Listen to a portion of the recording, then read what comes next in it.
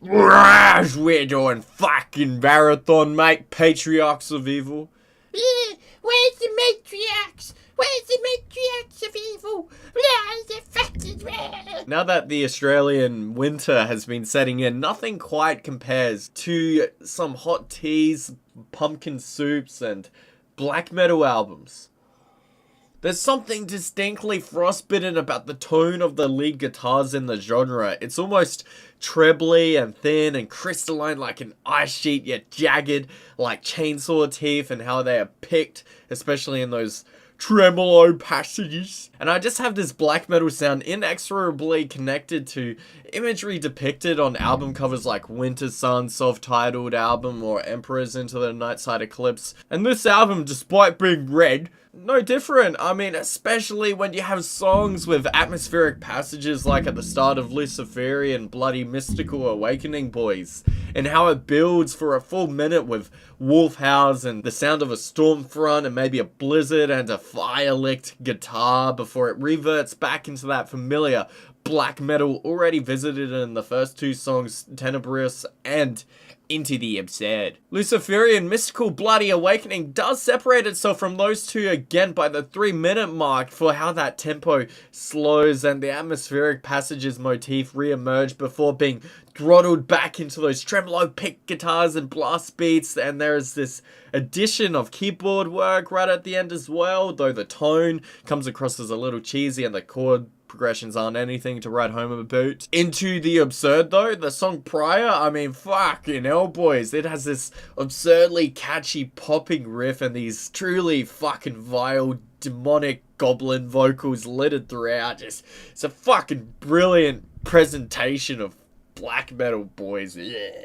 And let it be said that each individual instrument is very hard to critique given how consistently they are bound together toward typified soundscapes in this genre. They have a polished bite to them, like they know exactly where they're going and what they're doing without paying heed to needless experimentation or overlong passages with mind-numbing technicality, which in turn helps truncate this record, trimming it of the fat it might otherwise have had. Now, Saturnian Sect, great song title, by the way, contains one of the most infectious bloody guitar motifs, and I would love more so how the tempo again flows from blast beats into this seesawing variant. There's just so much pace, energy, and vigor, throttling it through the succinct 5-minute duration. Another great display of black metal. Despite my obsession with the colder, frostier inflections of the guitar leads, there are its exact opposites with more Mediterranean flavored chords interspersed throughout, which shouldn't be a surprise given that they are from Greece. The Hellenic elements though adds a much required texturing to make this album at least slightly more distinct from being just another motley of generic tropes of black metal or otherwise well-explored terrain. Now, remnants of the Dark Testament's tempo and scream vocals when paired with that wailing guitar lead makes it one of the standout tracks to break from the blast beats into its very climax, making it discreet from others in the track listing. Not to mention, because it is a slower song as well, the bass work underneath is much more audible and hums along in unbounded thickness. Mind you, I did see someone say that there's a riff in this song which is straight out of a Agalloch song, Faustian Echoes, but I couldn't fucking tell you because I don't like Agalloch as a general rule, you know, they're just not my cup of tea. Fuck. Also, it is simply required of me at this point to mention Orgasmic Nightmares of the Arch Desecrator. Orgasmic, bro. Orgasmic. So, as for the song itself, it features these crawling, vile vocal cuts as though they're being burnt alive in a sausage made out of broken glass. I didn't even fucking know. And there are even these choral vocal elements towards the end, giving it a slightly gaudy but operatic touch alongside these ever-present trems. Fuck. Now, because there is no large foray into experimentation or variation, most of the lengths of these tracks are middled at 5 minutes, and there being only 8 makes this album much more digestible than a fucking dead dingo's donga. And thank God, because if it were any longer, it would only serve to detract the album listening experience, as every black metal trope and passage is pretty much exhausted by the ending song, Ouroboros Dweller, the Dweller of Varathron. Fuck.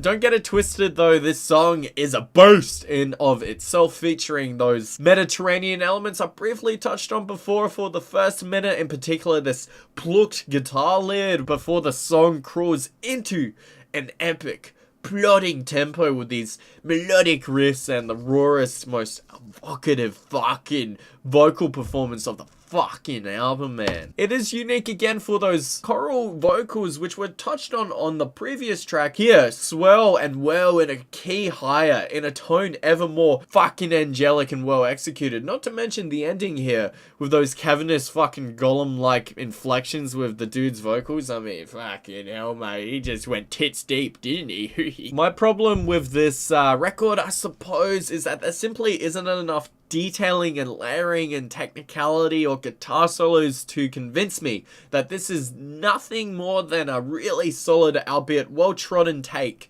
of Hellenic black metal. I really do wish there was some more interesting feels or standalone bass passages or otherwise insane guitar solos or thicker breathes of distortion, because it does sound fairly predictable by even the first song. Let it be reiterated, there are a few unique touches which make it distinctly Hellenic in character, but not enough to elevate it to a level of greatness or to make it particularly bloody unique or original. And here sitting,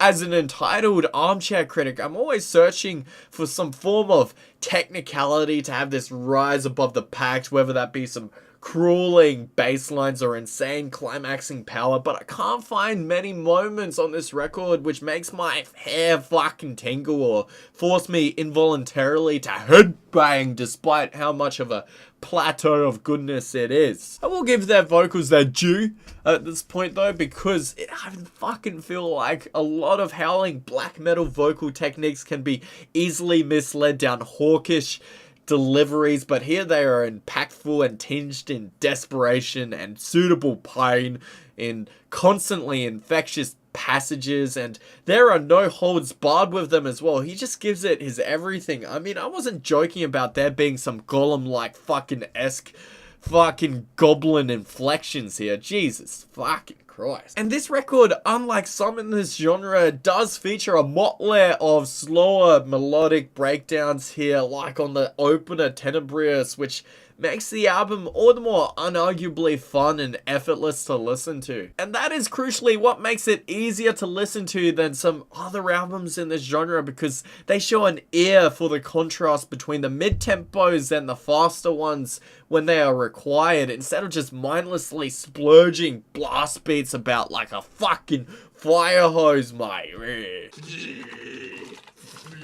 Some riffs and some of the bass work is contagious, Hellwitch being one of the best examples, with one chord progression sounding like, I don't even know, Blind Guardian in their prime, the song further being led down at least 3 different tempos, alternating between them to keep the song's momentum ever being propelled forward, and the songwriting in of itself is tighter than toast made out of plywood. There aren't many lulls in the track listing, even if it feels occasionally that there are redundancies. Every song is well executed and polished to no exception. The consistency here really helping me jam this record effortlessly without feeling like there is a real moment of stagnation that I want to skip. So yeah, credit where it's due, etc. If you're looking for an airtight fucking black metal album, it's right here and there. They achieved the sound they were going for with flying colors, fueling that black metal aesthetic with dynamic alternating tempos and some very catchy digestible passages, further embroidered with some fantastically vile vocals and a few discernibly good bass lines. And the production doesn't mar the record's quality like it has the potential to do with the denser, more thicker, fucking cacophonous breeds of metal. So that's a big plus as well, mate. A big plus. Big one. Red Cross. Get fucked. Big plus. Yes. So yeah, I'll just give this a fucking cheeky 3.9. 3.8, 3.9. Yeah. Whatever, and I'll just fucking catch you later, mate. Hope you enjoyed my review. Likes, comments, feedback, pistachios all helps the channel grow. I fucking appreciate new subscribers, I really do. And I just Just been having fun, mate. This is great. Love doing reviews. Love this stuff. Just keep it up, lads. Have a good one. Just, yeah, too easy. Yeah, have a good one. Woo!